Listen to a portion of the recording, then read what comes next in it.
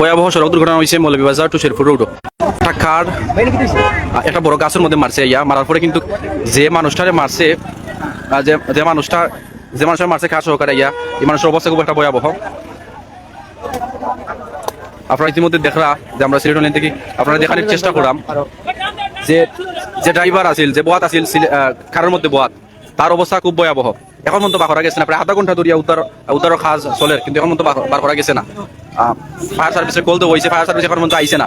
আপনারা দেখরা আল্লাহ ধরেন এই মানুষের অবস্থা কিতা, খুব সিরিয়াস অবস্থা। প্রায় আধা ঘন্টা হয়ে গেছে, মানুষ অনেক চেষ্টা করে কারে ভাঙি লিছে বাকরার লাগি, মানুষের বাকরার লাগি মানুষের কাটারে ভাঙি লিছে, তবুও বাকরা যান না।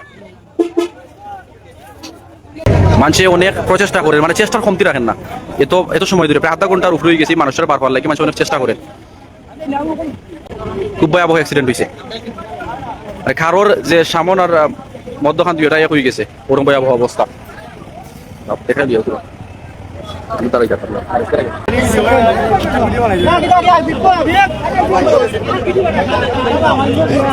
গাড়ির ভিতরে মানুষ আছেন এখন,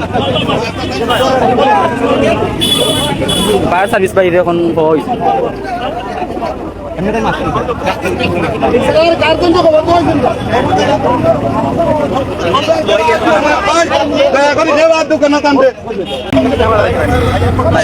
আপনারা দেখানোর চেষ্টা করো। আমি ইতিমধ্যে আপনারা দেখলাম খুব একটা ভয়াবহ অবস্থা। আমরা আপনার লোক যুক্ত হয়েছি Sherpur to Moulvibazar road, Moulvibazar to Sherpur road. এখন পর্যন্ত কিন্তু কি মানুষের বার করা গেছে না যে মানুষ এই অ্যাক্সিডেন্ট করছে।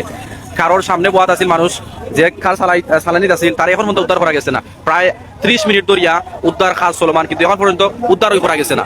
খুব ভয়াবহ অবস্থা। এই মানুষটা এখন মতো ভিতরে রয়েছে, বার করা গেছে না।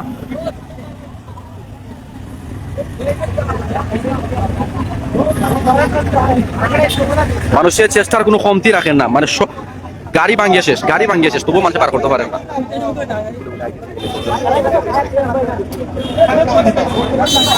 বাম দিকে মানুষের রাস্তা গাড়ি দিয়ে ভাঙিয়ে দিচ্ছে, তবুও এই মানুষের পার করা যান না।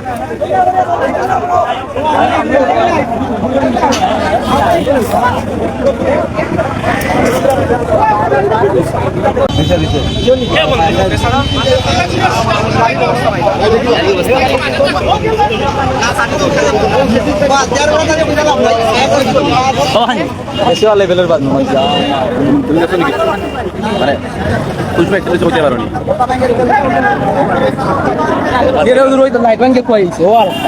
মানে খুব ভয়াবহ অবস্থা। এত দূরে আর কি খাবার উপর সব শেষ, ভাঙ্গে একবারে চূর্ণ বিচূর্ণ হয়ে গেছে। প্রথম সিলেটও নাই দিকে লাইভ দিচ্ছে, কারোর অবস্থা খুব একটা ভয়াবহ। মানুষ অনেক চেষ্টা করে, মানে চেষ্টার কোনো কমতি নাই।